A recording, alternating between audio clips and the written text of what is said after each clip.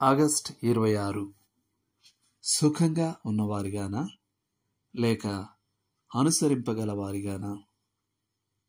నా రేడియో సందేశాల్లో ఒకదానిలో నేను వ్యాఖ్య చేశాను. దేవుడు మనం సుఖంగా ఉన్నవారమై ఉండాలని ఆశించడు గాని మనం అనుసరింపగలవారమై ఉండాలని మాత్రం ఆయన ఆశిస్తాడు. నా కార్యక్రమం ఇలా ముగిసిందో లేదో నా ఆఫీస్ ఫోన్ మోగింది. ఓ అజ్ఞాత శ్రోత ఆ వ్యాఖ్య గురించి నాతో వాదించాలనుకున్నాడు. దేన్ని అనుసరింపగలవారిగా అంటూ ఉరిమింది ఆ స్వరం. మీరు రోమా 12:2లో ఉన్న ఈ లోక మర్యాదను అనుసరింపక అన్న మాట చదవలేదా? నేను జవాబిస్తూ, చదవకేం, నేను రోమా 12:2 చదివాను. మీరు రోమా 8:29 చదివారా? దేవుడు మనలను ఆయన కుమారుని స్వారూప్యాన్ని అనుసరింపగలవారమగుటకు మనలను ముందుగా నిర్ణయించాడు అన్నాను.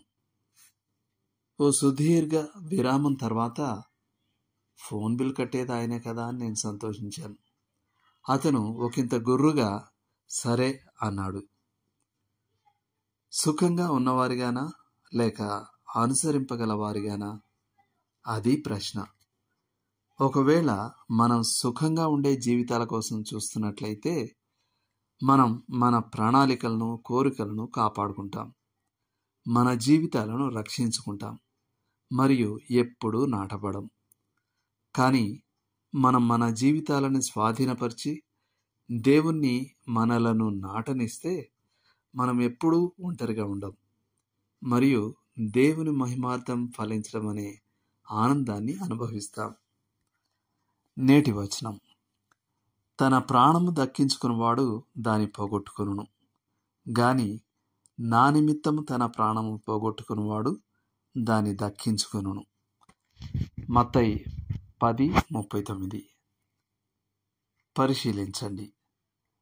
యోహాను సువార్త 17వ అధ్యాయము 21 నుండి 26 వరకు, రోమా పత్రిక 8వ అధ్యాయం 28, 29 వచనాలు మరియు 12వ అధ్యాయం 2వ వచనం.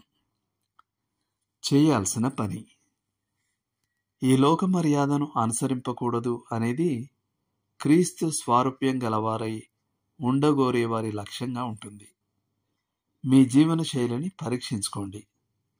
మీరు క్రీస్తు స్వారూప్యతలోకి రావడాన్ని అడ్డగించే సౌఖ్యమైన చాలు ఏదైనా మీలో కనిపిస్తే ఆ చాలును తిరస్కరించండి. ప్రార్థన మరియు ఉద్దేశపూర్వక కార్యాచరణ ద్వారా మీరు ఆ సుఖమైన చాళ్ల నుండి బయటపడవచ్చు.